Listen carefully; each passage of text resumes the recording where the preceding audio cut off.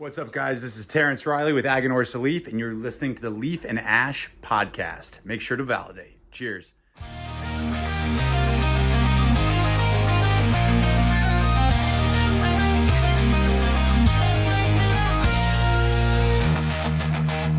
Gather around, everyone. It's time to start the show. Leaf and Ash are here with stories you should know from the rustling leaves. Yeah. Welcome, guys, to another episode of the Leaf and Ash podcast, guys. I'm your host, Panda. As always, I got my three compadres with me. Let's start it off at the bottom left. We got the big dog, PC Silverback. What up, big dog? What's going on, people? What's happening? What's going on the bottom right? Mr. Rico Suave himself, the Don, the Cigar Don. What's up, Don? What's happening, everybody? How you doing? And on the top right, as always, the wizard behind the curtains, the one finger pecker sensation himself, JJ, aka the Cigar Mutt. What up, dog? What's up, you guys? And our special guest, ladies and gentlemen, Miss Cammi from the Stick Society. How you doing today, Cammi? I'm good. How's everybody doing today? Doing Can't well. complain.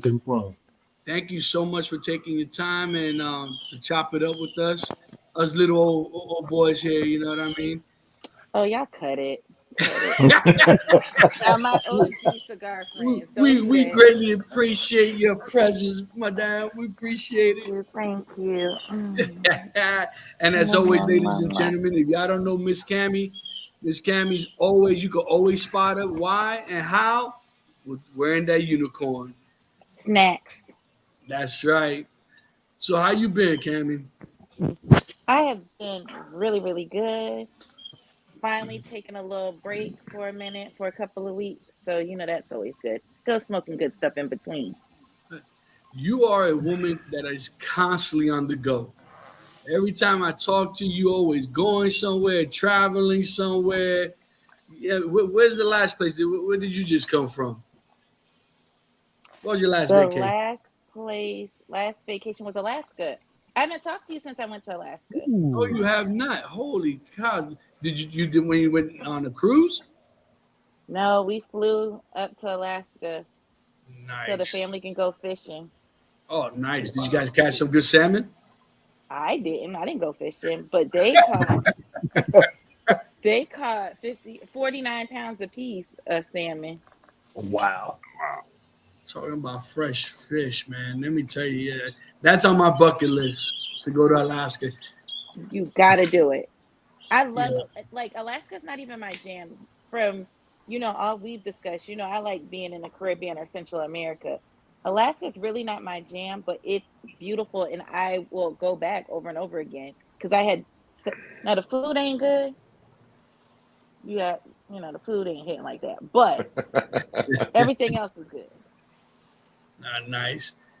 So, well, Ms. Cammi, like I told you prior to us going live, we kind of want to pick your brain because, you're a woman of the leaf. You know what I mean? You're a sister of the leaf, and you've been smoking for a while. But before we get into what are you smoking tonight? I am smoking the Drew Estate Savage Feast. I am so jealous. The Unicode 10. Jonathan Drew handed it out. I grabbed it. It's an event-only stick. I looked it up today. I ain't going to tell you how much I found it for to see how much it was because somebody was selling theirs. We ain't going to talk about it. Oh, man, show the box. Check this out. Miss Cammy's special. Miss Cammi is special. Look at this. Nice. Signed and autographed by Drew, huh? Wow. Unbelievable. Now, that's a pretty strong stick. I mean, it packs a decent punch, a lot of spice. I mean, is that pretty much your go-to kind of cigar that you go to? I mean, I'm medium to full. I go back and forth. I don't really do mild anymore, and I can't do sweet anymore. I tried something sweet the other day, and I couldn't do it. But I tried real hard, y'all. Like, I fought through this stick for like 3 hours to make myself smoke it because I lit it already. And it's nothing against the brand itself, and it was one of Drew Estate things, but I just couldn't do it because of the sweet. Ooh, so let me. Did you say what it was? I'm not going. You want me to say what it is? Sure. It was the girl with no name. Ah, I haven't tried any of those. I mean, I've tried a Cuba Cuba years ago. You know what I mean? And it's one of those things that I just can't do it. I told these guys that one day I might try. You know what is it that Fat Bottom Betty? You So know. that's one of the girl with no name is in that Deadwood Sisters line. Mhm. Now here's the thing. For someone who likes sweet stuff, I definitely would recommend it because it's a good product. Like the Deadwood Sister line is really good. It's just I couldn't do it. You know, and you bring a point because you know what I've seen lately is almost like the roles have reversed. You know what I mean? And as far as sweet sticks, because lately, for whatever, even on Instagram, I've seen a lot of guys go towards these sweet sticks as opposed to females because, we all talked about it in the past, but it seems that men are now kind of exploring to that sweetness and not going to that full body. Like me, myself, I can't see myself going backwards that way, only in a sense because I'm such a like punch in your mouth, super spicy, very peppery. That's my kind of stick. I enjoy that stick. Like I love the M81. The M81. It's a good strong stick. It's pure as a puro maduro. I absolutely love them. I mean, what? Name your top three sticks. What are your favorite sticks? So it don't have to be company or whatever. Ooh, top three. Well, it doesn't have to be What top three, but I'll tell you what I'm smoking regularly right now because my okay. top three varies a lot. Right now, I'm smoking the new Bishop's blend from Black Label. I smoke that almost every other day. The Black Swan from Oliva and the Neon Tiger from Black Label. So And I'm gonna throw another one in there. The K Fire from Karen Burger. I smoke too. I can honestly say I've never smoked any cigars from Karen Burger. I was pleasantly surprised by them. That one was a sneaker for me because I was just like, I don't know. I didn't know anything about them. We were at PCA and I talked to their sales manager and I was like, all right, I'll bite and put in an order for it. And that's honestly one of my top sellers is Karen Burger. Mm. I mean, Interestingly enough. it's definitely on my bucket list. It's been on my radar for a little bit. Just like West Tampa cigars. You know, I don't think I've had anything from them. I'll let these guys tell you about West Tampa, but I could tell you we all got to experience them together when we all went to Tampa. Mm-hmm. It is honestly worth the hunt to go and look for it. I think you will honestly enjoy it. I haven't smoked all of their cigars, but like I've smoked the red label, the black label. I kind of enjoy the black label a little bit more than the red label. The Uh-huh. white label is good. It's a little light, it's a little light. It's probably a good mid morning stick. But I honestly think because of your palate, I honestly think you would truly enjoy West Tampa. I mean, Rick Rodriguez has something really good going. Where are they at? They're based in Tampa, but they have a place I want to say in Doral. I want to say don't quote me on that. Um, but Is I'm it in gonna. a freestanding building? We didn't get to see it. If there was, we didn't get to see it. You know how we ended up going through. We all did the tour at JC Newman, Mm-hmm. and we started talking, and we found where did we exactly buy our first At that rooftop lounge. That's Yeah. right. Um, That you've been to Tampa, right? Well, that's right. You went last year, didn't you? Did you go that's last why year? I was wondering if it was the place that we went in Tampa. No, that wasn't in Tampa that I was thinking. It was a place in West Palm Beach that I had a problem with. I just wanted to make sure it wasn't them. Ooh, that's my neck of the woods. We'll talk about it off camera. We'll talk about it. Absolutely. I have a feeling I know which one it is, though. But all right, I'm gonna pass the torch to you, Mr. Don. And what do you have for Miss Cammi? At first, thanks for joining us. It means the world to us. We're trying to get this thing going, and having people like you just means the world to us. So I appreciate you. yeah. So I was looking on your Facebook page and on the line there, and I see, we talk about your mobile lounge, and I noticed on your frequently asked questions there was, what cigar do you carry in your mobile lounge? And you talked about boutiques, you big boutique. Is there something that you carry that's just a staple in there that everybody always wants, or is there, is it just kind of geared to where you're going and what that group wants? So it's kind of a mixed bag. Like if I do a lot of research on the events that we're doing, so I try to check out the demographic and kind of gauge it. So a lot of times I'll try to add stuff outside of our core line that will be attractive to people or more familiar. Like if I'm going to, like the St. Patrick's Day event I'll give that one. I had to bring a couple of things that were familiar for people, like the Perdermo and stuff like that, so I can catch their attention and then introduce them to the other boutique companies, because I feel like the main companies you can go in any shop and get.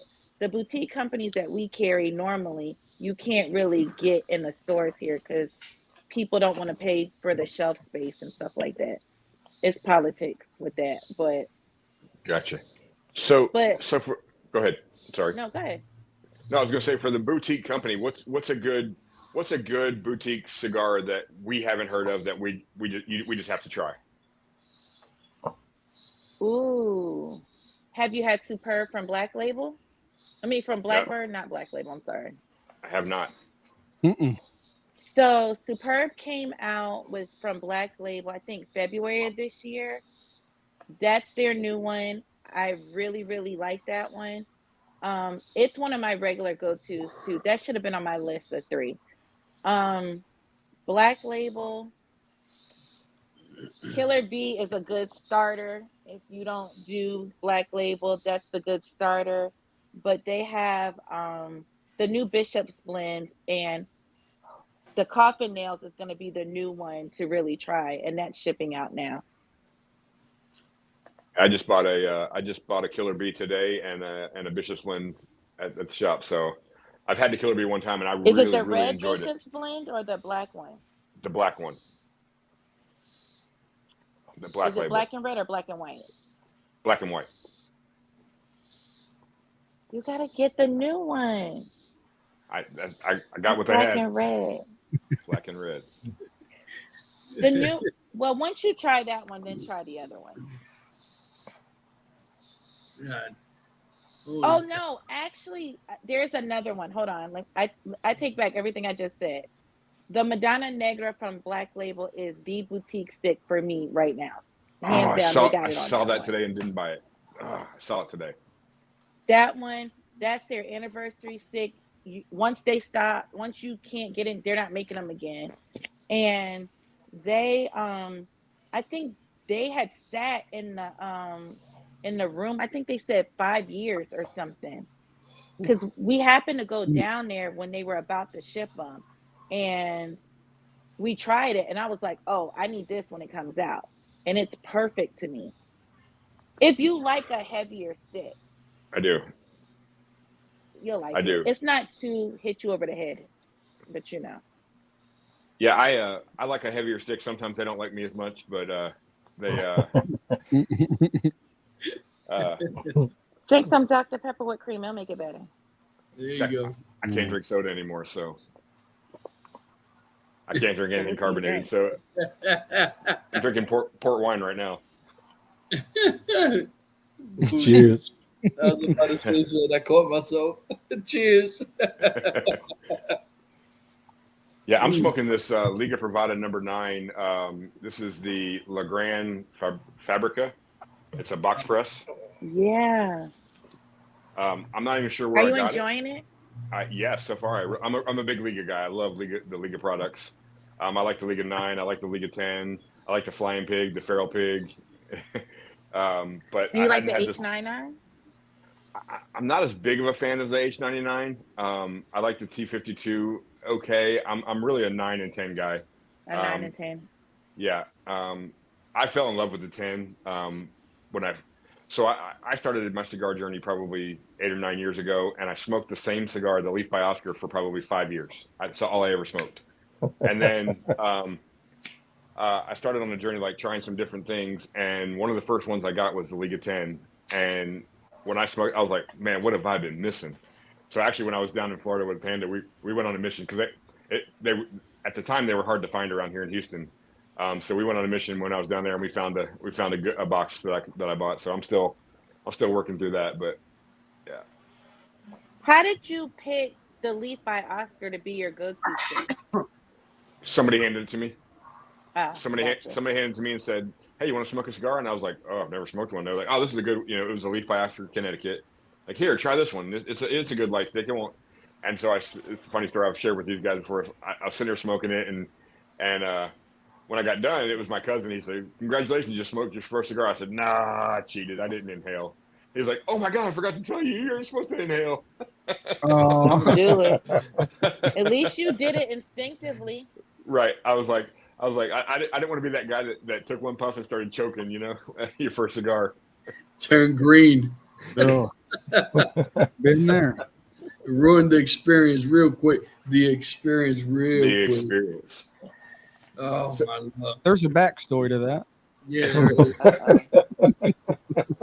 So with your mobile lounge, do you have a radius that you go to, or do you kind of just go wherever the action is? It depends. I try to stay in the area, but I went and did an event out of my normal range because it was a friend having an event, and it was a cigar event, and they asked for me to come and do that. Mm-hmm. I'll pretty much go outside of my radius if it sounds like something I'm gonna have fun doing. If it's gonna be something weird, I was gonna say something, but then I can't say it because people gonna know what my answer to stuff is when their event is weird. No, seriously, I've only turned down maybe 3 events since we started. Uh-huh. And it really wasn't, and I felt like they didn't need us there for that. So that's the only reason. It wasn't Gotcha. going to be worth my time or their money. And I wanted them to have a good experience. And if they didn't, that looks bad on us. So I'd rather not do it than for them not to have the experience that they wanted to have. Valid point. So where can people find you? Social media, websites. Where can people find you if they're in your area and they want to engage your services? TheStickSociety.com, The Stick Society on TikTok, Facebook, and Instagram. I'm there. Not on Instagram as much, but I'm doing better today. I'm in the same boat. I've never been an Instagram guy. Excuse me. I was always a TikTok and Facebook guy. So. Well, I'm trying to get away from TikTok because they keep flagging me. That's why I haven't really been posting on it. Mm-hmm. They shadow a lot of us. Yeah. I'm lucky. I have a few videos that I have like maybe 20 hits, 30 hits. Mm-hmm. I just found out that they removed an entire video. I went looking for it the other day, and they removed the video completely. See, I could post a cigar on some of them and get 900 views, and some of them, like you said, I get 25. And it's so inconsistent. You're like, what's the big problem? You don't hit me every day. Why is this such a big deal? I don't really understand it. It drives me nuts. It drives me nuts because we're sitting here doing something that's completely legal. It's completely, we're not even pushing the envelope of legality. It's completely legal. Leave us alone. None of us are out here marketing to kids. Just drives me crazy too. I haven't posted a whole lot either. I've been pretty disgruntled with it. So my problem with social media and banning cigar smoking is it's okay to post alcohol content, but not cigar content. Mm-hmm. Yep. So that irritates me a tad bit. Yep. Well, the problem is when you see a lot of people posting news or raunchy content, and versus what you're doing is really nothing compared to what they're posting.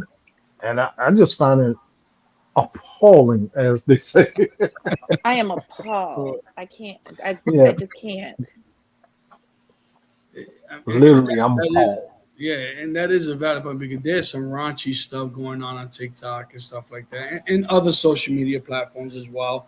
And it Right. seems that you have a bunch of adults doing adult things, and most of us that do this, all we're doing is sharing stories, showing everyday life stories, and Chopping just it up. yeah, and chopping it, just bonding. You know what I mean? Nothing. There's a lot of camaraderie in this cigar world, and for whatever reason, TikTok doesn't seem to want to allow it to happen. So there's a lot of Well, creators that are moving to other platforms. Yeah, PC. I look at it. They're pretty much marketing, products and stuff like that. And some of the products that they're marketing matches up with what we do in the cigar, community. And dude, they missing out on a market by itself. You know what I mean? Because like, let's just say you smoking a cigar, you drop some ash, you can sell a vacuum cleaner. You know what I mean? So, and they're missing out on a whole nother market when it comes to the cigar community. PC, I'm And gonna try that. I'm gonna try that one day and see how it works. yeah, because I bought a vacuum off of TikTok, and I was like, I use it in my truck. So if I drop ash, I'm cleaning it up. So I might need to make a video also. Let's. We're gonna do a test and see if they shadow ban that. If we put the TikTok shop on it, I bet you they won't. Of course not, because it has something to do, with the finances. So they're looking to Yeah. Follow market the to money. people in a different way.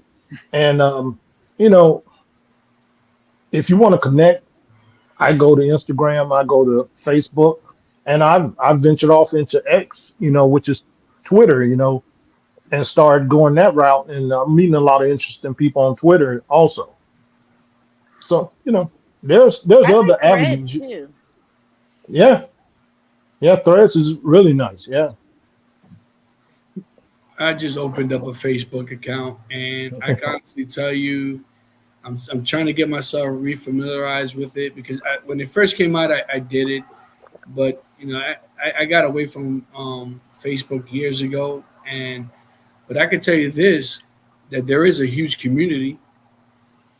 There's I get invites to join clubs, and I can tell you right now what I'm realizing is that I need to start kind of not necessarily nitpicking, but kind of really scrolling through because I end up and I just discovered this honestly today.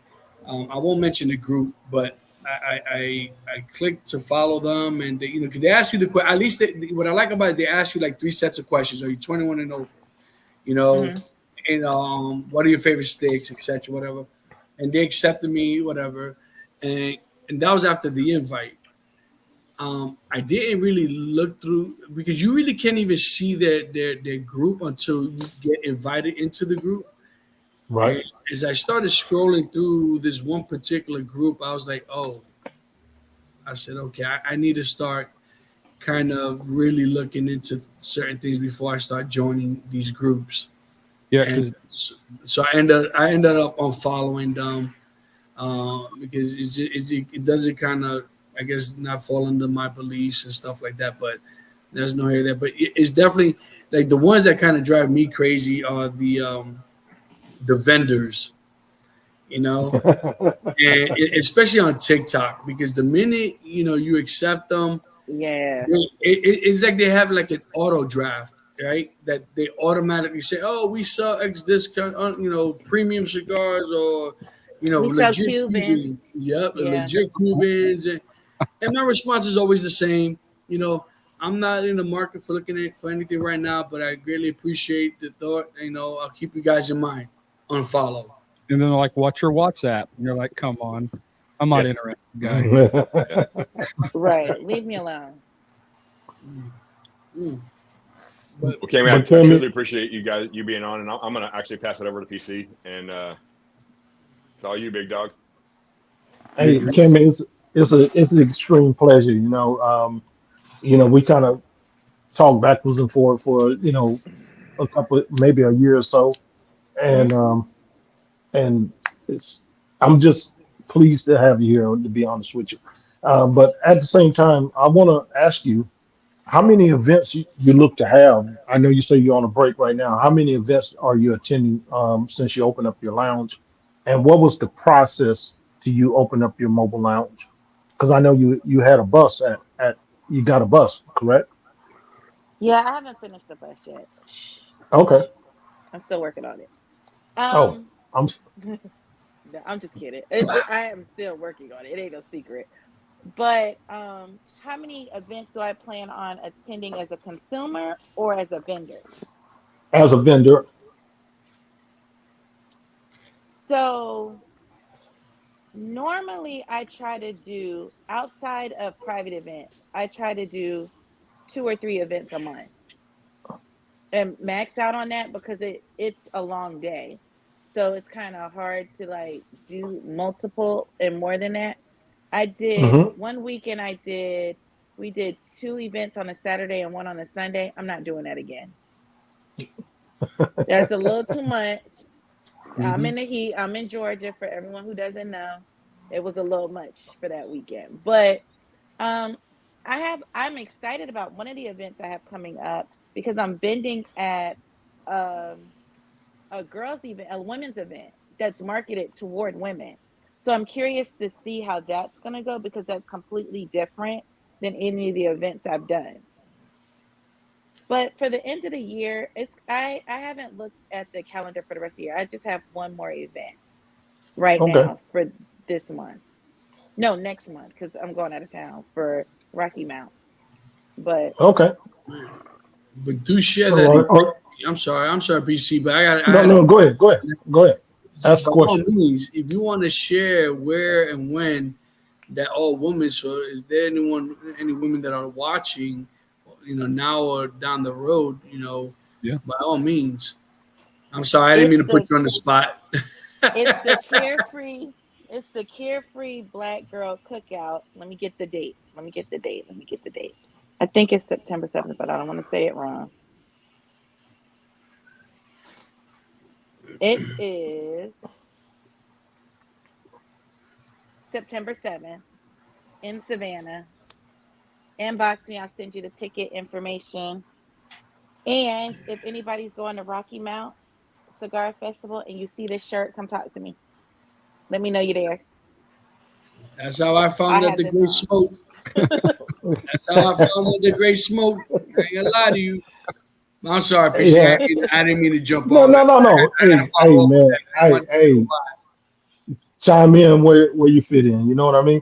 But I also want to ask you, how is it when it comes to smoking cigars with your husband and stuff like that? And how long have you guys been doing that? Because I know me and my wife, we smoke frequently together. We go pretty much a lot of lounges, and it's really cool hanging out with her. And it makes it easy on me. So, how's that experience for you? I'm gonna try to tell y'all a short story on how I got started smoking. It's a quick one. So my husband and his friends were all going to Nicaragua to Black Label's factory tour. Y'all going to Nicaragua? Oh, I'm going to Nicaragua. I wasn't smoking then. I would smoke occasionally once every month or so. But when we went to this event, to their factory tour, and I understood, how they say over 100 hands touches one cigar, takes 100 hands to Hmm. make one cigar. And I really understood it from going to see it in the tobacco fields, going to see the box factory, going to see them bunching and wrapping, going to see the fermentation rooms and stuff like that. It made me really get into smoking. So the common joke now is amongst our friends, I bet you wish you didn't take her because now y'all both smoking. It's an expensive habit. He's smoking 3 or 4 a day. I'm smoking a few a day. It's a lot. Luckily, we got a wholesale license because I don't know what we would be doing. That would Right. be expensive. I wouldn't be able to do it. But I enjoy Yeah. being able to do, like, we do a lot of stuff together. We do some stuff separate, but I Right. enjoy that we can sit down at the end of the day, unwind. You want a steak? Yes. I want a steak? Yeah. We're gonna sit down and talk about whatever happened that day. Or if we go to like our travel thing is to find a cigar lounge in every city or a cigar shop in every city or country we go to. So it's always like a little treasure hunt that ends up being fun. So we have a good time. Yeah. Because I don't know Well, what I would do if I didn't. yeah, I feel you. I find myself, it takes the pressure off. Like when we went to Tampa, I brought back so many cigars, and the wife looked at this thing before I can look up. She was ordering a humidor, Look. and now that humidor is completely full, and we're like, hey, we need another one. Gotta So, get another you one. know, hey, I think I've created a monster when I let her smoke her first cigar. Hey, it's a blessing and a curse There it is. because some There it guys aren't is. allowed to, their wives have a problem with them smoking and they're not allowed to do that. I don't put restrictions on what anybody does. I just, if I Right. didn't like it, I just wouldn't be around it. But Right. it ends up being cool. Yeah, I think so. You know, I just, I don't understand, why a person would have a problem with someone enjoying themselves, relaxing a little bit, having a stick. It's not hurting anybody, But I'll let that go and I'll pass it on to JJ. Well, JJ. Cammy, I've heard a lot about you, all good, all great things. They Um, lied. and it's a pleasure to She finally made get to them meet with you. cigars. And for a question I have is something I've always been interested in is what do you like to pair with your cigars, drink wise, whether it be a pop or a liquor drink or anything like that. Hands down. They need to write me in their script. Dr. Pepper with cream hits every time. I don't care if I'm smoking a mild, full, medium. Normally it will cover everything. Now if I don't have Dr. Pepper with cream, root beer is a good close second. I don't drink liquor, so Okay. although I will plug one thing. Before I stopped drinking, I was a champagne and cigars. That was my pairing. Mm, And I loved it. I would have to drop like depending on what the cigar was, you might have to drop a sugar cube in there, to give it a little oomph. But other than that, that used to be my go-to. Oh, nice. And the Stick Society, how long has that been around? Stick Society has been around probably 5 years. So originally, the Stick Society was just a concierge. You need cigars. I'm the plug. I'm gonna get them for you within reason. We were known for finding stuff people couldn't normally find, and that's what it was. We started doing events about a year ago, about a year and a half ago. Okay. And I know it's going to change from state to state, but how would a person acquire a wholesale license? How does something like that work? The state tax, um, like the Georgia State Tax Commission, is what we do in Georgia. Pretty much, I think it's going to be the same everywhere. You have to get a wholesale license. You got to get a tax sales and tax use certificate and all of that. But the thing about some companies are you have to. There's a lot of red tape involved if you don't have a brick and mortar. Oh, I'm sure. A lot of companies don't like to do mobile because you're not going to carry all 20 facings that they have of their product. And so, luckily, through being a cigar smoker and going to other events, we've had enough relationships with a lot of these companies that allow us to carry them wholesale that don't let anybody carry a mobile. So I've been very fortunate and lucky through traveling and through chopping it up, sitting down, talking to people, we're able to do it because there's a couple of companies. If I'm not ordering at least 20 SKUs from them at one time, 20 different ones, they're not going to open the account. Wow. And it's a lot. Yeah.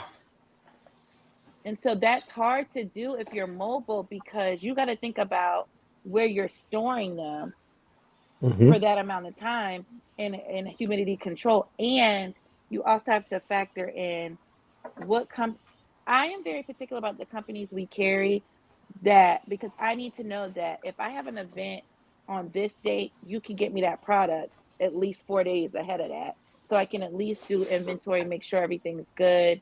It's not this whole rigmarole. Some companies don't work like that. It's going to take you 2 weeks to get something. Right. And then that's not good for for mobile events. It's good for a brick and mortar. Well, it's not even good for them either, because if you're out of something, you're out. But that's what it's going for. And if there was one, this is going to be a hard question for probably anybody to answer. If you had one stick you had to stick with for the rest of your life from this day forward, what would that be? I hate Yeah. that you asked me this because I just wrote this down to put on social media. I just wrote it down an hour ago to put it down to ask people this.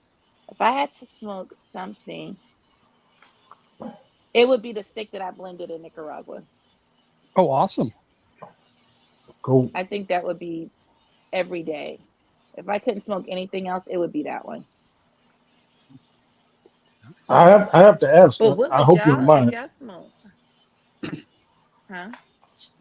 I have to ask. Do you get any special requests when you're going to events to have a certain cigar, on hand when you go to these events? Some of them do. And I ask if it's a private event or something like that, I'll ask. I'm like, okay, or I will ask. And if it is something that I think I can pair them with something close to it or similar in a boutique brand, I will do that because I feel like, and I still bring them one of what they're asking or two of what they're asking. But I'll tell them, like, I want to match you with something else if you're willing and open to try it. Because I like introducing new people to new stuff. Yeah. So you don't need me to get, now, as much as I recommend Padermo 10th anniversary champagne to people who smoke mild cigars, I feel like I can introduce you to something else because you can get that anywhere. You almost can get that in Food Lion now. Like, that's how common it is. So Right. you don't really need me to bring you that other stuff. I'm here to educate you on the cigars. I'm here to introduce you to different brands. And education is a big part of it. So I'm heavier on the education than forcing them to smoke something in particular. Because a lot of No. people smoke cigars and don't understand cigar culture and cigar etiquette and what goes into a cigar and stuff like that. And then my everyday, if I had to choose one thing, I'm a What's it gonna huge be? I'm a huge punch fan, and I know a lot of people don't understand, but I love the Punch Grand Puro. The Honduran Puro is one of my favorite cigars. It just punches you right in the mouth when you smoke it. Actually, the last time I smoked it on an empty stomach, and that was a horrible idea.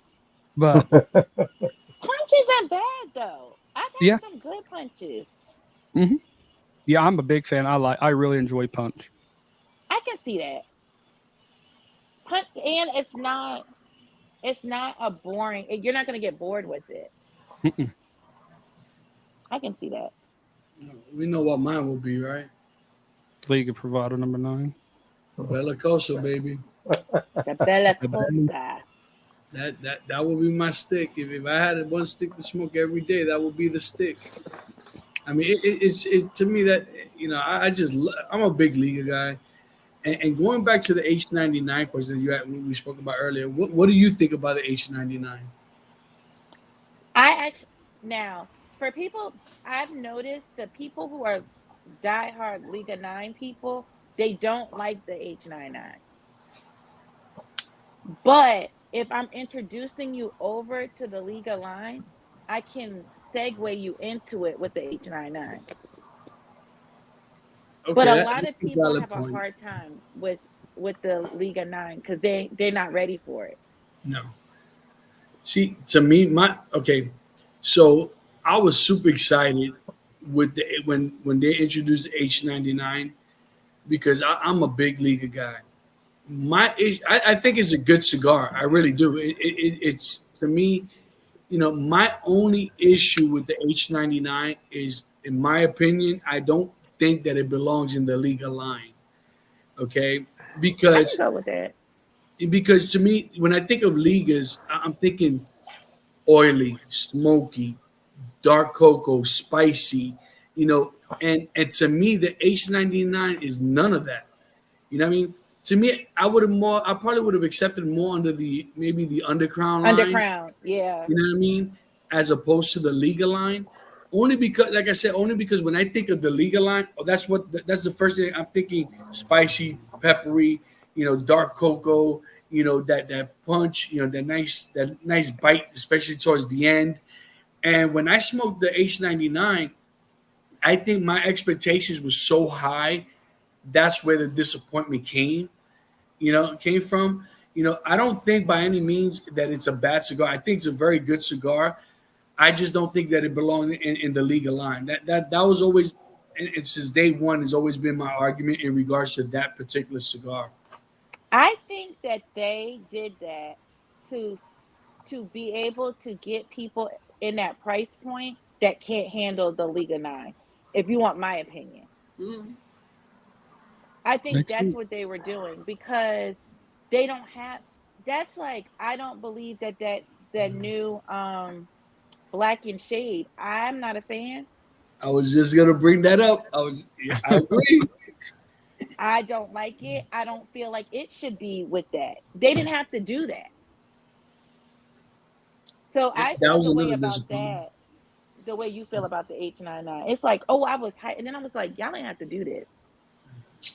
I remember when we spoke about it because they came out with the freestyle pack, you know, and honestly, 9 out of 10 people that I spoke with, they all had the same consensus. You know, um, I don't want to necessarily badmouth the stick. I just think to me that was probably by far, once again, it's just my opinion, by far the biggest disappointment in the Drew Estate line. The And biggest. I don't believe that they did a lot of um, food for thought or the processing and really thinking that line through. I think they should have gone to maybe to a Sumatra, maybe what I mean, a Habano, as opposed to going to a Connecticut. But because to me it wasn't even. I hate to say it wasn't even good. To me, I did not enjoy it at all. I was extremely disappointed because I'm such a big Drew Estate fan. I absolutely love Drew Estate. You know, um, I just think that there was no need for it. I think I would have gone with the Habano. I would have probably worked backwards. You know what I mean? The Maduro, the Sumatra, Habano, or should I say Habano, Sumatra, sun grown, whatever, Shane, whatever you want to call it. I would have gone maybe that route as opposed to just going straight to where they went because I think they did. I don't think they really did justice to that line. I think that's another one where they felt like, oh, there were so many people who couldn't handle the original M81, so let's give them this. But if you're gonna do that, at least do it well. It wasn't done well. Because I'll smoke a Connecticut every now and then. That one just wasn't done well. Not really often. And I'm Agreed. not a Connecticut shade person either. All right. I'm just and like I said, lately I've been smoking on the weekends. I'll have them in the morning with a cup of coffee, and a nice mild cigar to start my day. But for the most part, I'm a Maduro through and through guy. I just love that pepper. Like I said, that's just who I am. I just love that spice. I truly enjoying the full notes of a tobacco, a good cigar, and obviously, I look for in a good cigar, good construction, good burn, good, good taste, good, from beginning to end, because you kind of want. I don't enjoy cigars that are one noted all the way through. I'm not a big puro guy. No. I'm not a good puro guy. Like there's certain cigars that I do enjoy, but when it comes to certain cigars, or most of my cigars, I enjoy the complexity as it burns through. You know what I mean? And to me, it's one of those things that I enjoy that aspect of every bit of the cigar. And listen, I've never been to a factory. It's truly on my bucket list. Like when I tell you, I can't wait to go to one, because I know for a fact that it's going to take me to a whole new level. And I've been smoking Cammi for almost 30 years. Well, pretty much 30 years I've been smoking, and it's just, It will totally change it. I'm telling you, it will totally, especially, but your state doesn't do theirs anymore. So you can't do that one. Because I was going to say, if you're especially if it's a brand you really rock with. So like Black Label, I love their factory tour because they make you feel like it's only a small group. I think they maxed out at 14 people.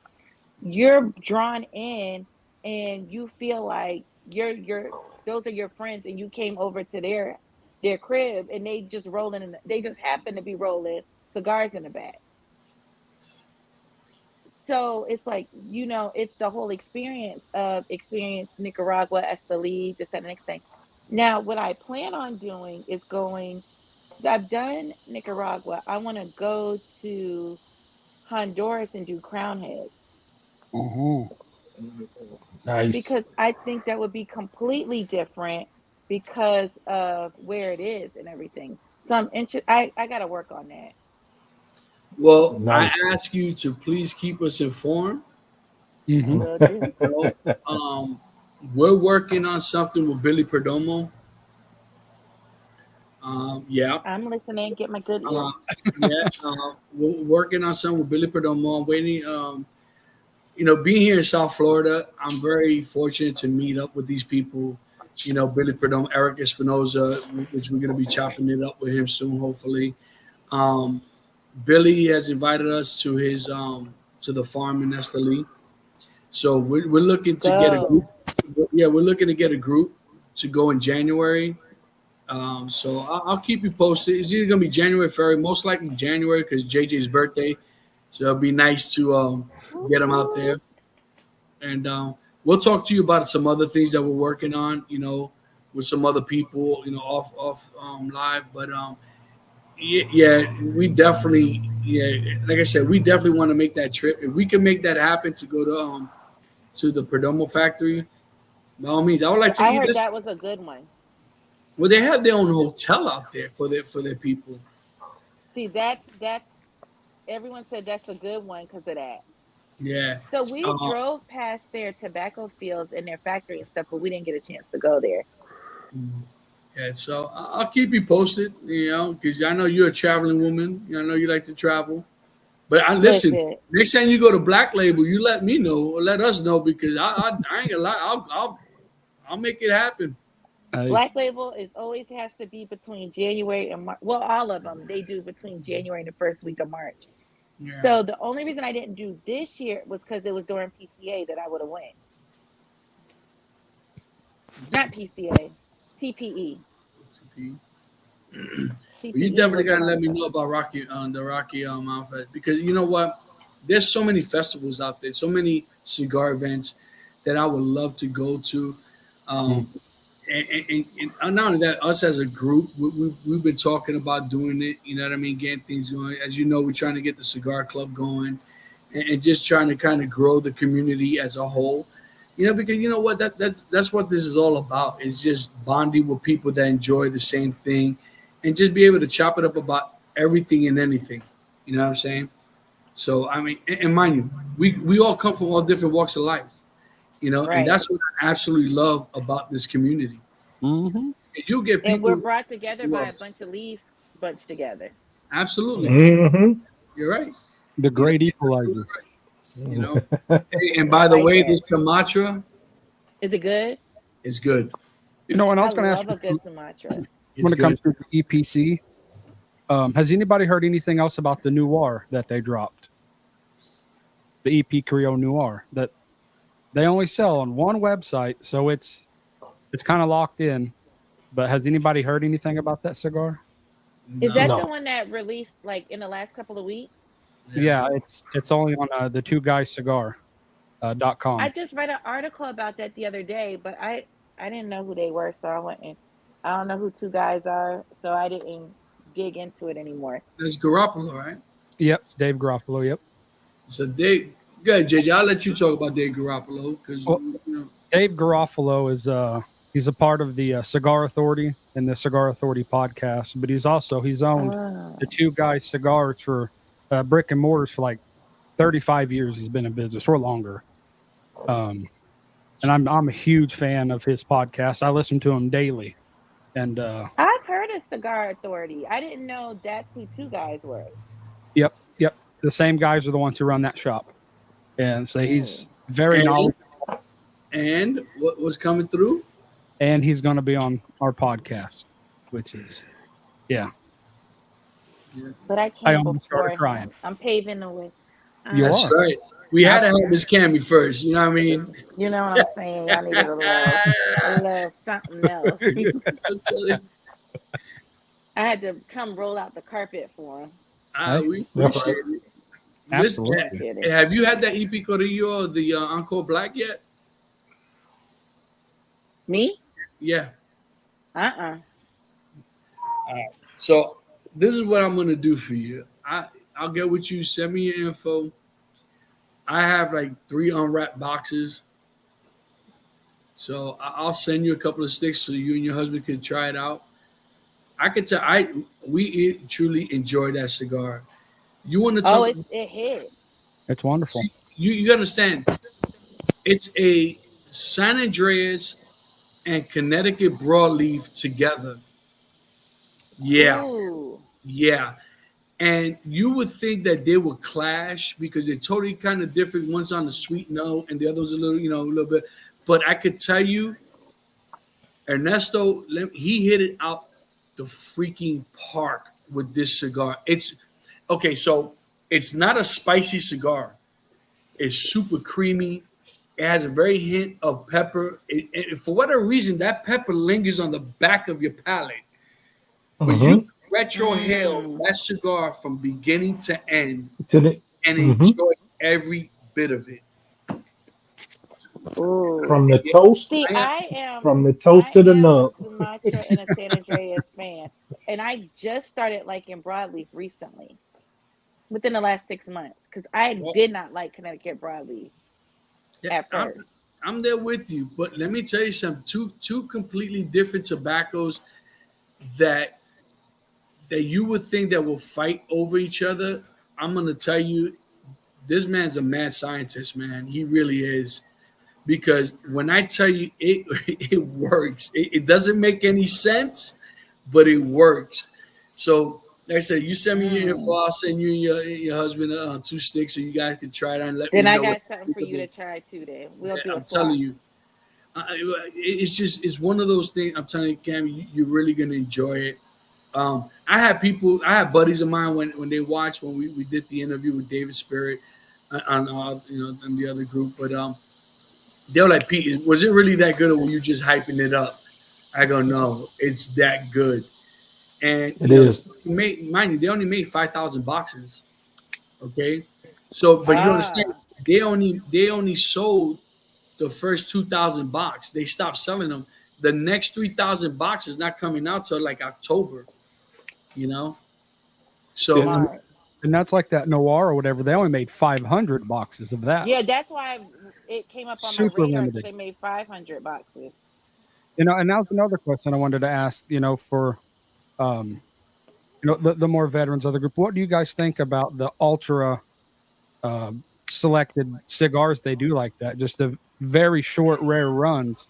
Is it something that are they going to be enjoyable to smoke, or is it more of a cash grab type thing?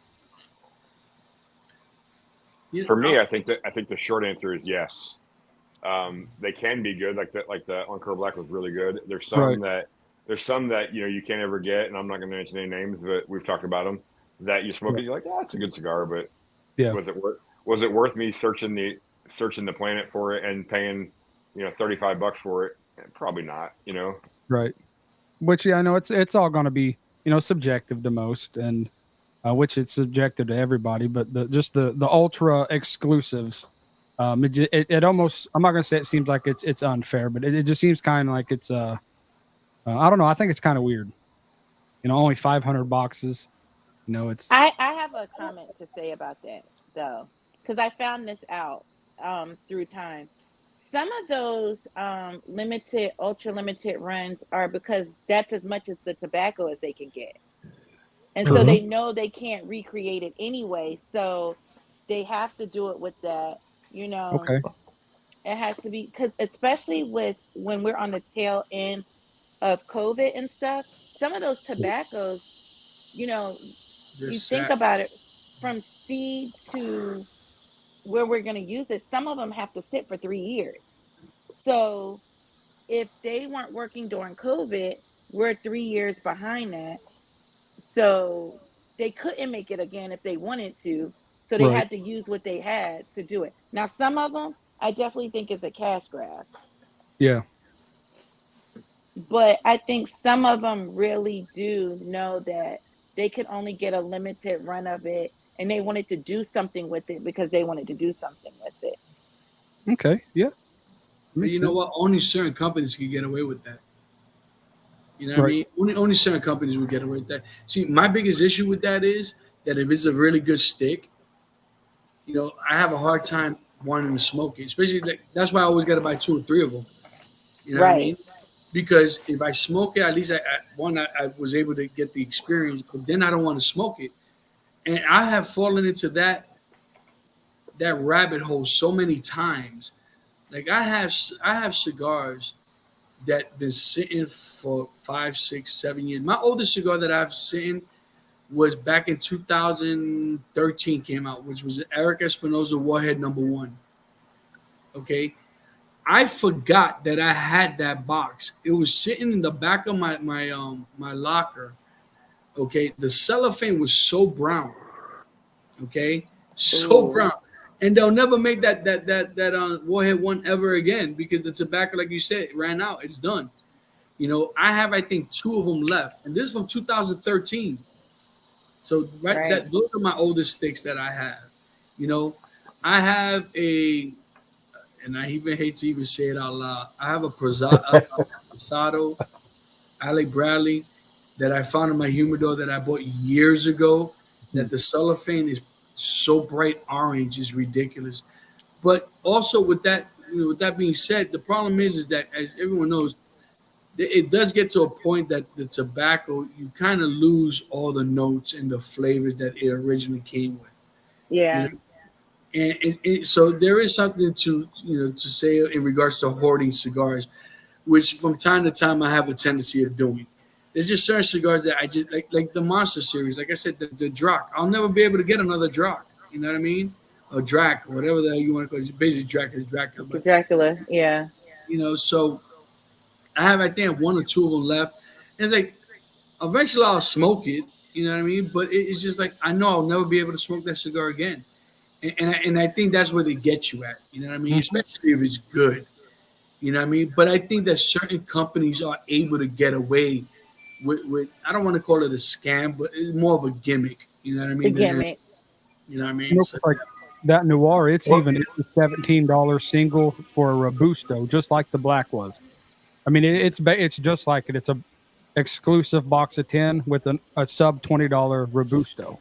See, and that's the problem with Robustos, right? With the Encore Black, I said if they're able to mass produce it, $17 for a Robusto, that's pretty steep. That's pretty steep because $17 I could get myself a Liga. I could get one, probably not Liga. They're like $18 now, $19. But you could get yourself a good Tabernacle. Ooh. You know what I mean? You can get your foundation. You know what I mean? So, I mean, when you get to the $17, $18 sticks, you're looking at, you know what I mean? And when you go for a Robusto, it's like with foundation. Perfect example is like the David and the Goliath, right?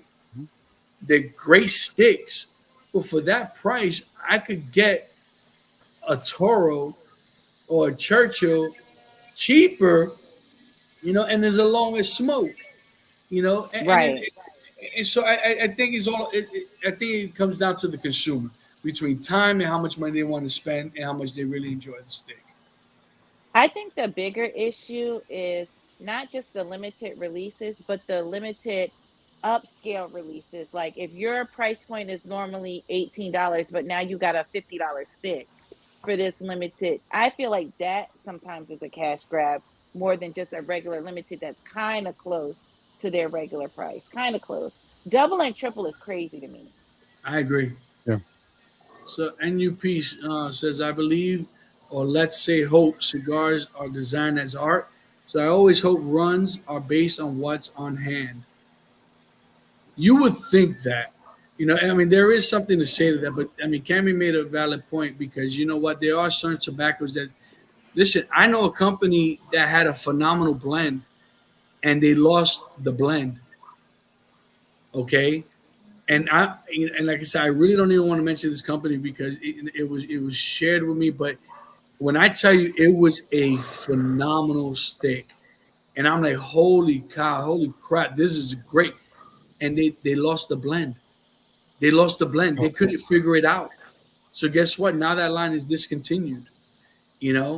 And it absolutely sucks for that company. And Yeah. can you imagine the person that was supposed to be in charge of maintaining the lager passing? Oh my Lord. But yeah, I just, I don't know, man. It's just, but going back to questions, what do you think? Because you said something earlier, and I don't know why it keeps on lingering in the back of my head. Because you know what, you're right. There's certain core lines, Cammy, I keep on going to say Cammy, that you will find in every cigar lounge, right? You're always going to find Perdomos. You're always going to find Ashtons and Padron, Drew Estate, Foundation, even Saka's are pretty much Eric Espinosa. To me, the boutique, whatever. I was asked this not too long ago when I was being interviewed by Clint, Memento Cigars. What do I think about boutique cigars? I think boutique cigars are phenomenal, but people need to understand there are a lot of named cigar companies that are boutique. All it is the amount of cigars they sell a year.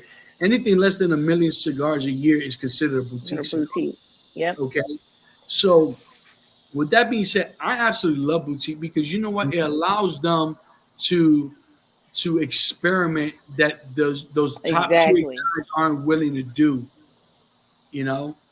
And to me, as an enthusiast, as a connoisseur, as a person that loves this industry, I embrace that. I truly embrace that because you know what? They're willing to take the gamble that these other companies that won't do. And a perfect example, when have you seen technically Padron try something new? I'm right. They come up with the anniversaries because of the aging of the tobacco. Right. But pretty much you know what you're going to get with the Padron. It's going to be always going to be super creamy, very smooth, very tasteful. You're getting that quality, and as opposed to it, but it also comes with the price point also, too, right? And mind you, Padron just up their prices, too. Again. But and mind you, Padron don't advertise. They don't do events. They don't have reps.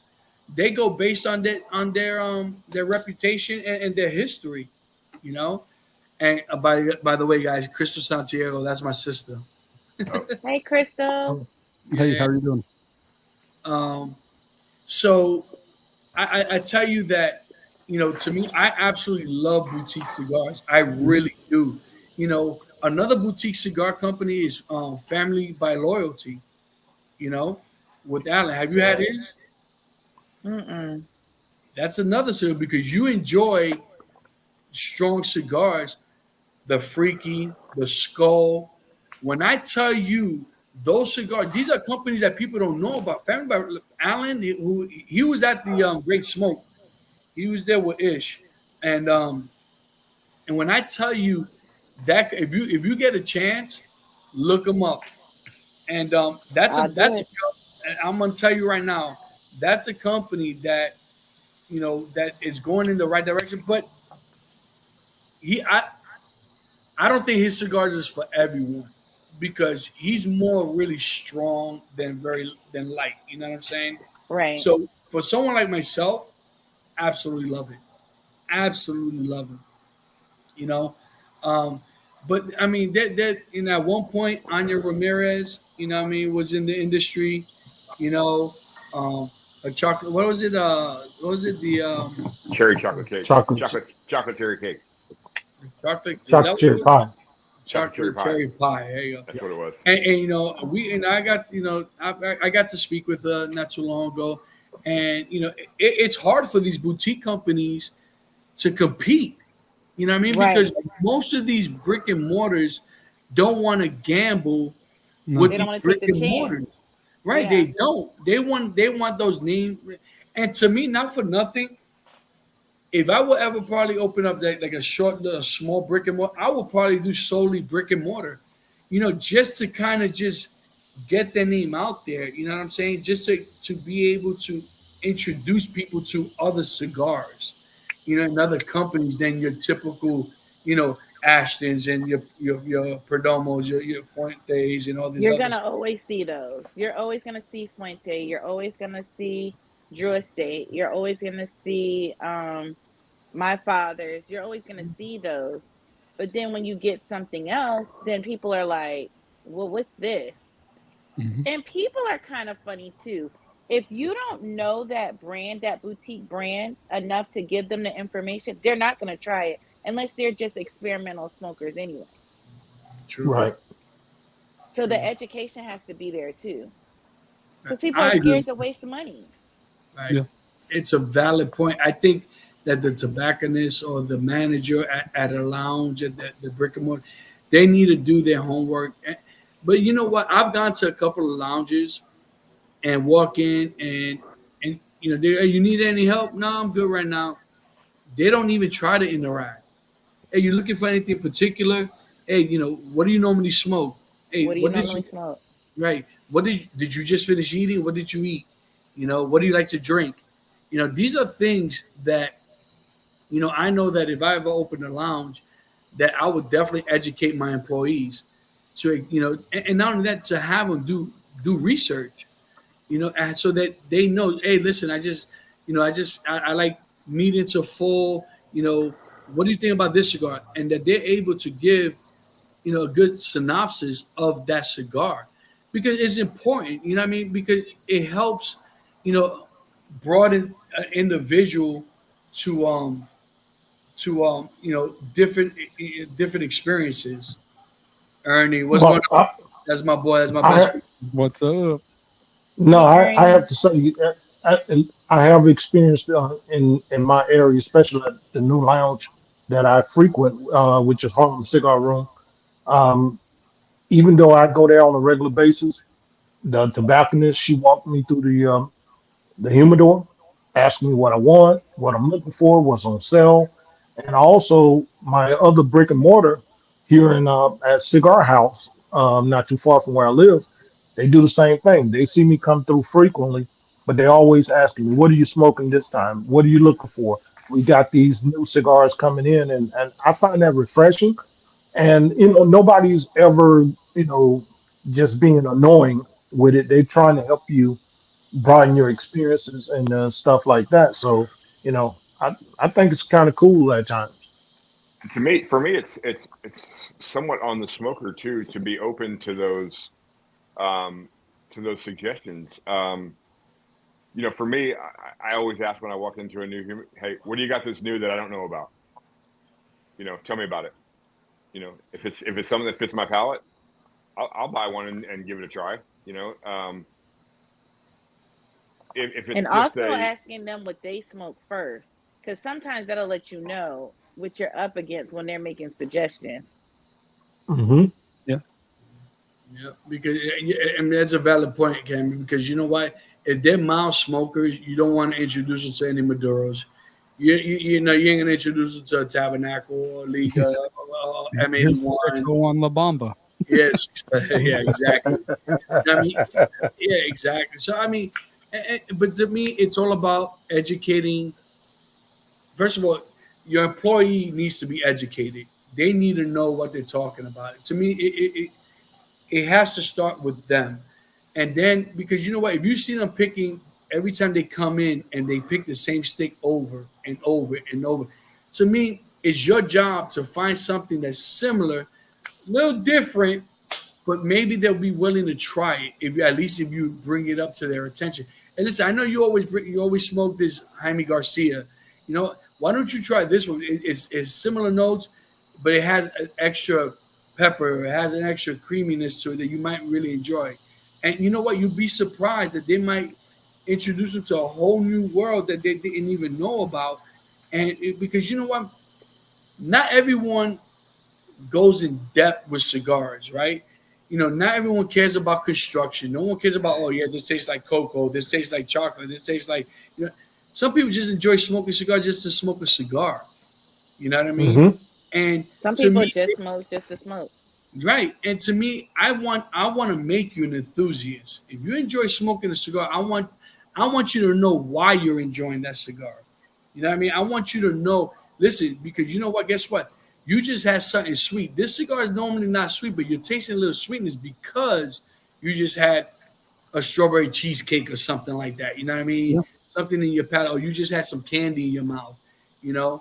And those are little things that not only that, what you're doing, you're educating that person. And mind you, there's always that one or two people that just don't care. You know what I mean? They're like, listen, whatever, I just want this steak and go. And that's fine. But to me, you gotta make that effort, you know, especially when you own a lounge or you work for a lounge. Um, It's like, you know, I'll smoke pretty much anything. I'll at least try anything. It's like right now I'm working down the Gurkha line, and so far I've liked everything I've smoked. Some of them knock me in the dirt, you know, like the Evil. It was like smoking Fonzarelli's, you know, leather jacket. But overall, I mean, it was a good cigar. And now I'm smoking those double Fuete, the Toros, and they're not terribly strong, but the construction and the burn, as long as I don't get a bitter taste on my mouth or on my lips or on my tongue, to me it's a win. As long as it's burning well and got a good smoke output. but it really is all about the experience, right? Because you know what, especially when you have a new smoker, you know, you kind of want them to, like, I've gotten into a couple of debates over, you know, what cigar to introduce a new smoker to. And some people have that mentality of sink or swim, you know. And to me, that's not, you know, to me, that's not the, in my, like I said, in my opinion, you know, that's not the way to introduce somebody to this. You know what? If they're new, you want to start them off right. You want them to enjoy that experience. You want them to be able to say, you know what, I enjoyed that. I'm gonna come back again. You know, Right. now, why would you give somebody an M81 they've never smoked ever in their lives? They be Right. calling me. But but people do that to people because in the retail store that I've worked in, they want to smoke what their friends are smoking. Oh, my boy said he had this and it was really good. And you have to reel them back in and be like, listen, I'm not saying don't get it. I'm saying try this first. Let me get you halfway there. Mm-hmm. Because if you don't like this and that's your first cigar, you're not going to smoke again. Because you're going to swear all cigar smoking is like that. So let me Yep. dial you back a little bit. Still get that M81 if that's what you want. Still get that Liga. But let's get something in between. I'm not saying you need to do sweet. I'm not saying you have to do a Connecticut. But let me at least get you in a Nica Rustica Adobe. That's Hello. kind of, you know what I'm saying? Hmm. You know, let me get you there so you can understand that you're not supposed to be inhaling. Because there's an art to smoking cigars, whether people want to admit it or not. I Yeah. agree. You don't need to be learning that on a Liga 9. No. But I don't think people understand that you got to build your palate up and know from the bottom up you gotta build that palate to, you know, a strong Maduro or something of that nature. And people just dive head in and they bump their head on the bottom of the pool. So they don't want to go in the pool no more, you know?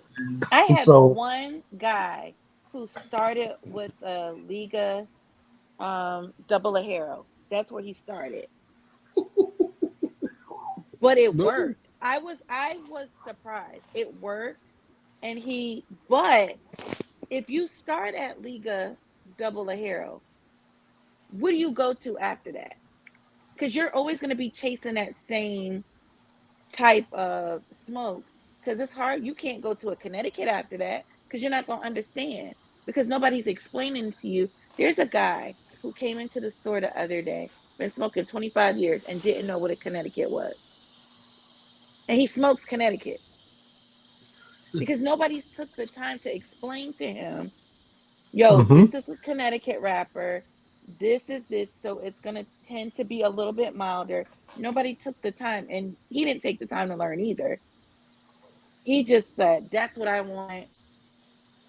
He just pointing at it. That's what I want. That's what it's going to be. Well, let me tell you why. And people are weird. No, you're right. That's all I can say. It's a valid point. One of my coworkers just recently started smoking, and listen, my always, just like you, my always number one recommendation for first starters, honestly, is the Perdomo 10-year anniversary champagne, because to me, it's probably the most consistent cigar that is super mild, something that you're not going to be over, you're not going to be overbeared with it. You know what I mean? You're not going to be overwhelmed with it. You're not going to be, you're going to be able to enjoy it. I never, offer them like the Churchill. I always get a Robusto, something small. A Robusto 10th anniversary champagne is the one. Because, even myself as a veteran smoker, if I've never smoked that cigar, I will always buy a Robusto. Because if I don't like it, can you imagine you spending $14, $15 on a cigar that's a Toro, a Churchill, and I'm like, man, I'm gonna smoke this damn thing. I don't care how bad it is. You know what I mean? I just spent $15. I'm gonna smoke this to the end, and push through it. But for new guys, but my coworker, he was like, dude, I didn't like. There was nothing to it. So he went rapid from a Connecticut to Maduro real quick.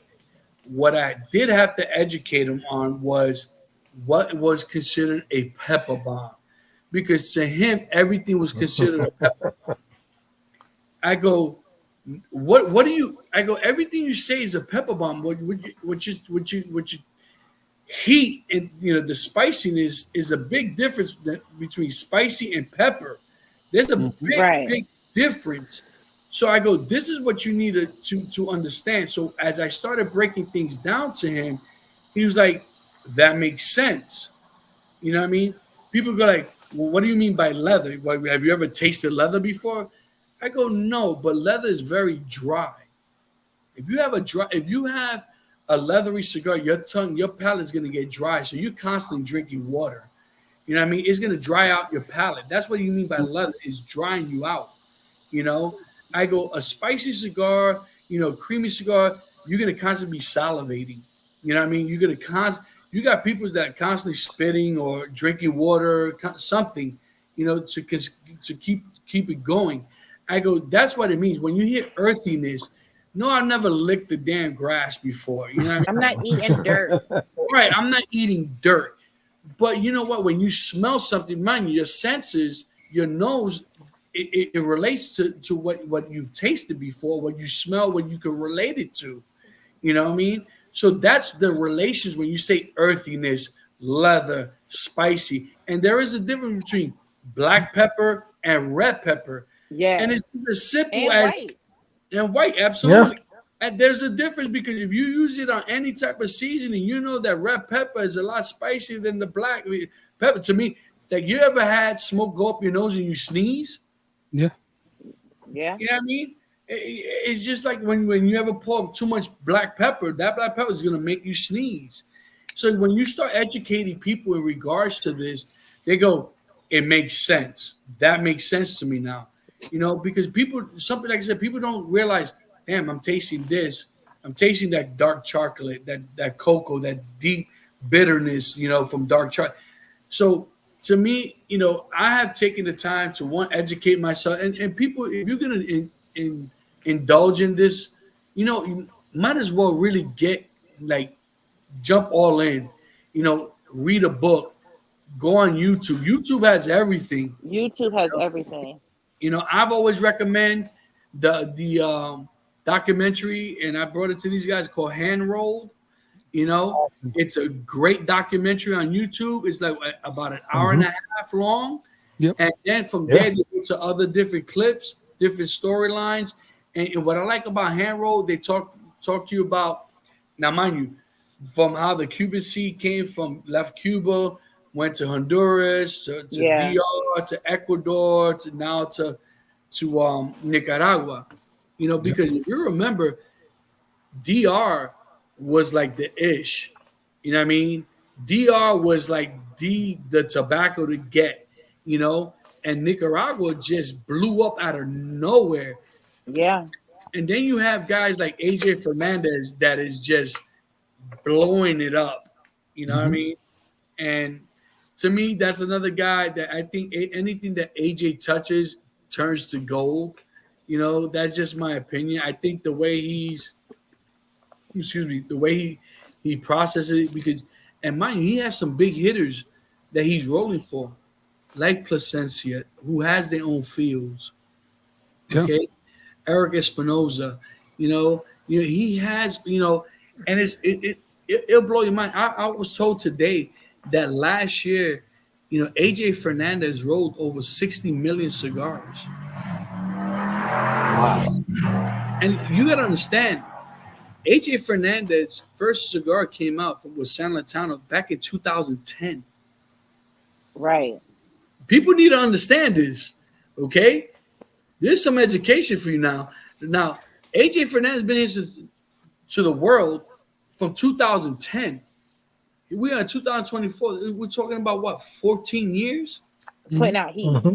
Putting out heat. Putting out bangers after bangers. Have you had that Dias de Gloria Brazil? If you haven't, I am going to tell you right now, Cammi, go look for it. You want to talk about a strong...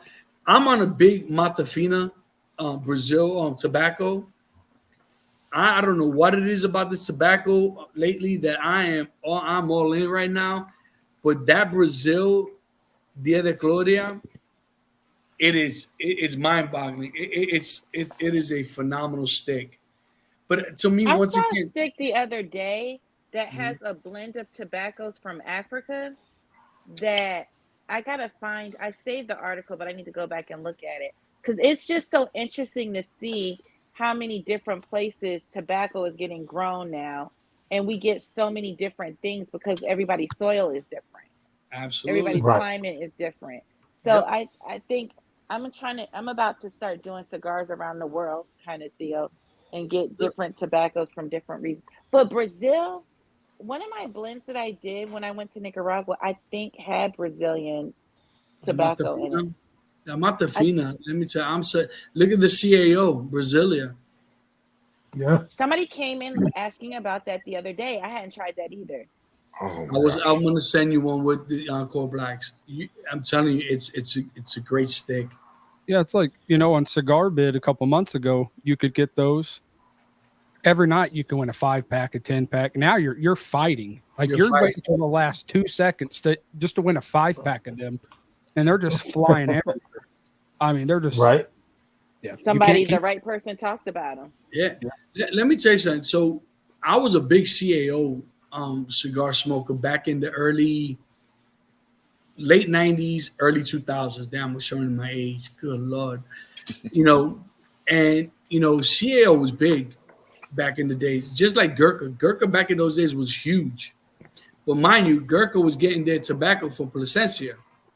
Okay, so that's why their price points back in the days were huge. Now, even now, their old tobacco limited edition, they still go up there in price. They're up there in the thousands. I mean, it's crazy with Gurkha. But I had stopped smoking CAO. I stopped smoking Rocky Patel. I stopped smoking Gurkhas. Because to me, things started changing. You know, the tobacco started changing, and it wasn't. To me, they were no longer enjoyable because to me, things you knew something changed. Right. But now, lately, within this year, I'm back on the CAO kick. The CAO Extreme has 3 different tobaccos. It has Ecuadorian, Honduras, and Nicaraguan in it. You And want it's to all talk about a flavor. combination? It's a beautiful. You Yeah, want that's to a talk about a beautiful. combination? And once again, 3 different regions. Somehow it works. Somehow it works. And listen, all you could do is give the respect that's due to these blenders, right? These master blenders, because without them, none of this is possible, right? You know, Right. someone has to have an idea. Hey, why don't we get this region? But let me tell you something. Like I'm back on Rocky Patel. I'm slowly getting back to them. Like I honestly enjoyed the 60th anniversary. I was given the Conviction, which is $100 stick. We were talking about that. Yeah, yeah. Go ahead, Hey, I'll tell go ahead, you. Cammy. Ask you a I'll tell question. you. Go ahead, I PC. need Go to get me before. some new friends. Hey, I'll tell you. If you haven't tried the Rocky Patel 10th anniversary Lancero, you might want to try that bad boy. That is a nice stick, and I know a lot of people don't smoke the Lanceros, but that's a nice stick. It's got a lot of flavor. I always get them when they're seasoned, but you might want to try that one also. You know, and I'm moving in that direction because right now my favorite size is 6.5 by 48. I think it's just a perfect combination between wrapper, binder, filler, and I don't know. I just really like that size right now. Yeah. See, I'm more of a 5460. I am a diehard Robusto. I'll smoke other stuff, Yeah. but because I think because I smoke quite a few in a day, that I don't want something that is going to take more time than that. Because a lot of times I'm trying new stuff.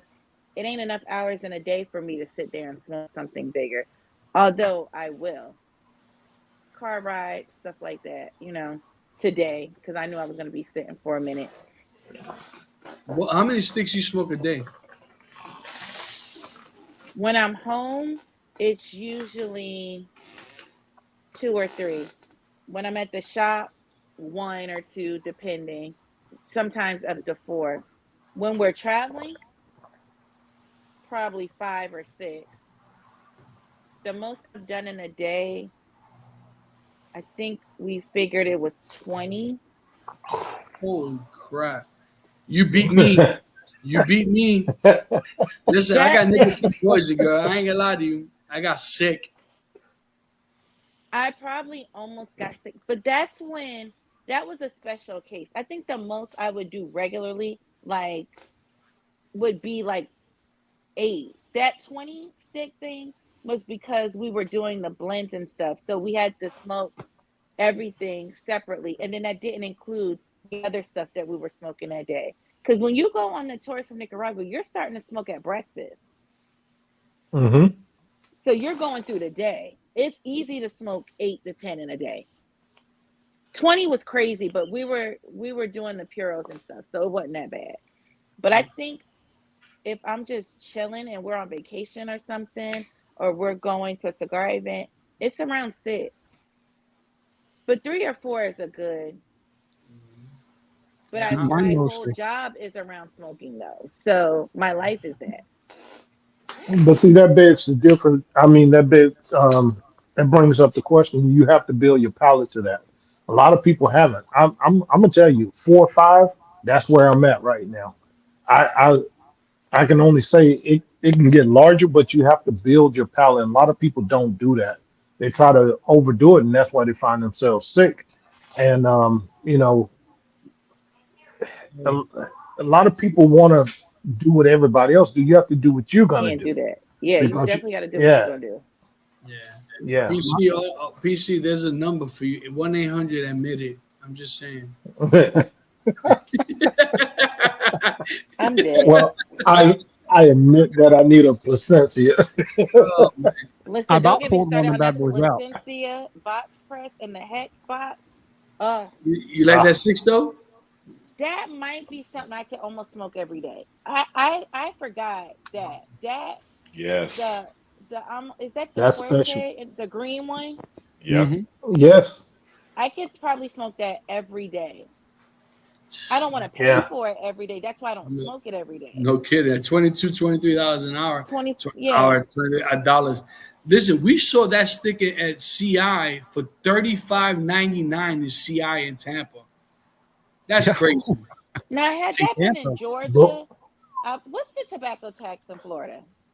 6 to 7. See, Georgia's 23% or No, actually, 27. no. I was just 12. Sorry. Yeah, so it's like, come on now, like 30 in the airport. Like, there's been airports that we've gone to that they've charged more. Like, was that Nicaragua's airport? No, Guatemala's airport. They put game tax on there. Like stuff that should have been $10 was 30. But it's game tax. You know, if you in the mood, you at the airport, you got 3 hours before you leave, you go on the rooftop, you smoke it. But then when you think about it, you're like, man, I just spent $30 on a stick. And I know this thing should be $10. Yep. Right. See, See that I don't expect that out of them though. that Brasilia that we were talking about earlier, that CAO. One of my old army buddies is getting into cigars, and he bought 2 of them. And for the Robusto, he paid $15 a piece, and that's generally what, an $8 to $10, $11 stick in most places. And he lives in the Fitzgerald, Georgia area. It's that the tax is crazy here. So he's gonna pay more. Yeah. It And sucks. and I was also explaining to JJ about his friend paying that much is because the region that he lives in when it comes to cigars, because Fitzgerald kind of sits in a city by itself, away Mhm. from There's nothing everything else else. there. Yeah, Right. they can charge if they want to because there's nothing else there. That's kind of like how it Right. is. You know, we got one And cigar lounge that I go to that's in a different state, or I can drive south 4 hours to go to one.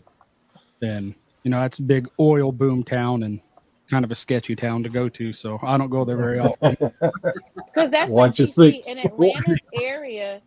In the Atlanta area, what's it? 123 brick and mortars, cigar brick and mortars. It's like 120 something. We counted Well, I'm last gonna tell year. you, it's at least 10. It's at least 10 in my area in a 10-mile radius. I'm opening a chain. It's Smoke- crazy. I have- Atlanta has to have the Atlanta area has to have one of the most amount of cigar stores and lounges in one area, and they're Yeah, packed usually. yeah, yeah. They're jam packed, jam packed, I jam can't wait packed, to go. and you can. I mean, the only difference is they're so spread out, and that's the difference. You have to battle traffic to get to those places, or Yeah, have an agenda that I'm going to this place, that place, or this place, and but you're gonna have an experience each time you go there, though, guys. that So experience.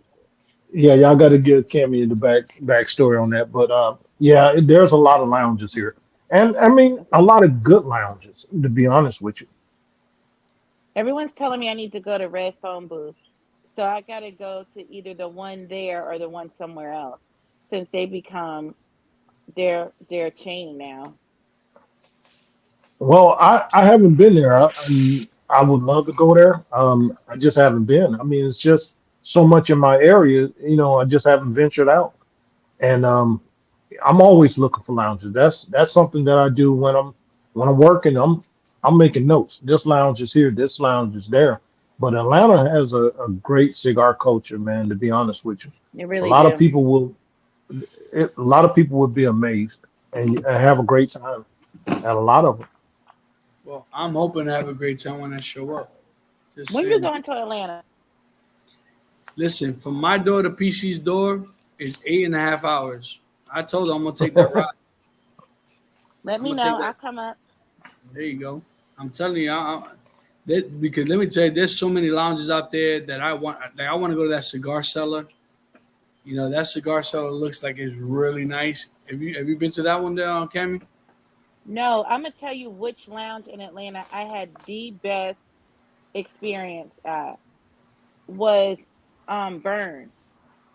Now they Rocky were getting Patel. taxing, yes, but I Yeah. went there by myself and had a really good experience, and that's not normal. Sadly, it's not normal, but I had one of the And best. and Yeah, and that's one of the places that I normally frequent. And since we stay out in the subs, we'll go get a hotel right there at the Battery, walk Yeah, down the and and just have a great time. We'll get a meal, go to Burn, and actually you can get a meal at Burn and Burn and, has and good still food. enjoy.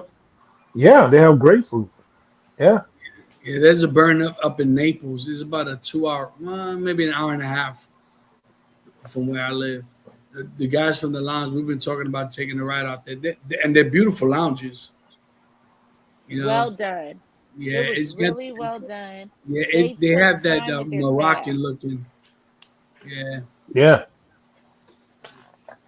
I thought it was weird though that I went in there because normally I'll ask the tobacconist or whoever's working in a lounge what they smoke, and I was like, I'm in Rocky Patel. You suggesting this Padron, dude? If you don't get out my face, you see suggesting that's Rocky crazy. Patel first. Yeah, see that's But I crazy. think he gets commission though. I think it's one of those Yeah, deals. he's kind of the concierge in the humidor because if you notice when you go to the door, it's just not open for you to walk in. Yeah, So it's locked. So they let a few people in. He's always in there, and once a couple come out, they'll let you in. But they have a nice size, humidor at the same time. Really they nice. do. They No, tax it in there too, but I mean, we got to pay for where Yeah. we at. I was blown away by that Huma store that we went in. Oh, Was it Corona? Yeah, oh my lord. that place Corona, was awesome. Corona got it. Yeah. Cammy, I got a video of JJ walking into CI. This kid, he was like, Hmm. it was, and like I told, I said, I felt like a papa feeling proud of his son walking into. Like, I you ain't gonna, finally did some big boy He made it. stuff. yeah, you know what I mean. We I'm made like, it.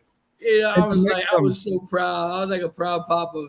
you And could fit the humidor here, the whole place, the whole lounge, and its parking space or parking lot inside that humidor at CI in Tampa.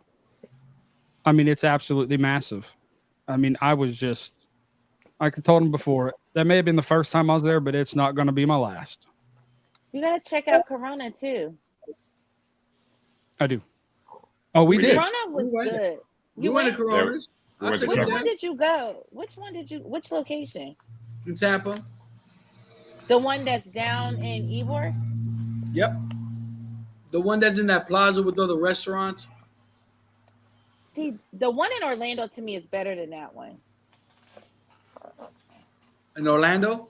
Well, Mhm. it's different because which Coronas in Orlando? The one downtown. Okay, near the college campus. I think so. Okay, because the one that I always forget that is Doctor Something Plaza. You have a Rocco's Tacos near it, and a couple of restaurants. That one is because they're all human stores. The one that I always go to is a Drew Estate Lounge. Now this wasn't that one. Yeah, the one. Yeah, you talking about the one that's down near the college campus? You have the clubs and stuff like that down there. Yeah. Yeah, yeah. The other one.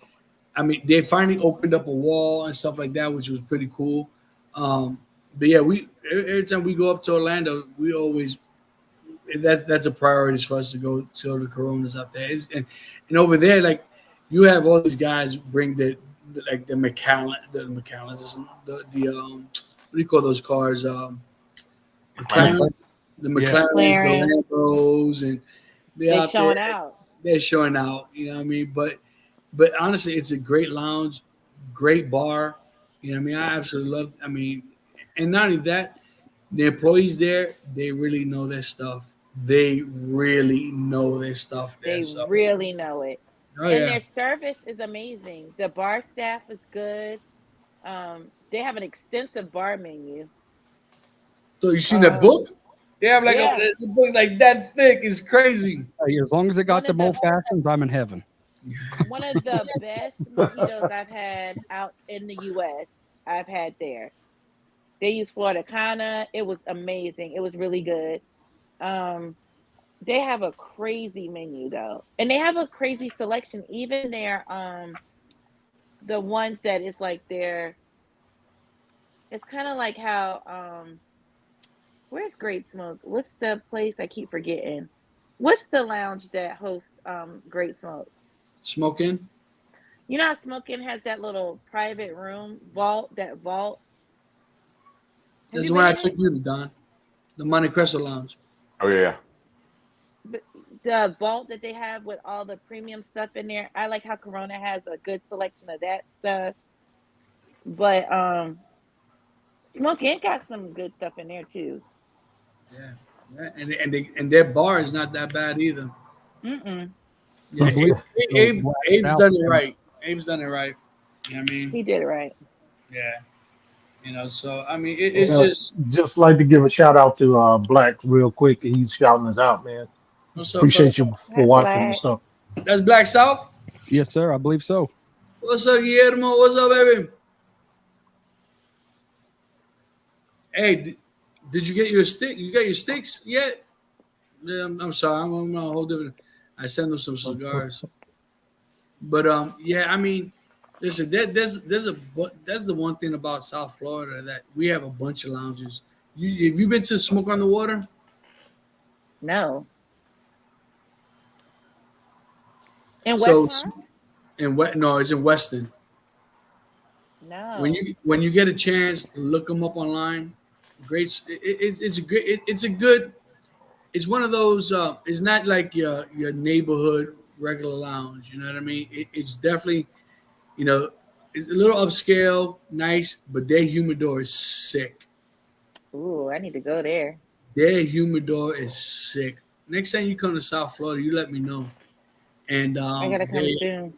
yeah, when I tell you that their humidor, yeah, we'll hang out at Weston. And so Saturday they're here. All right, cool.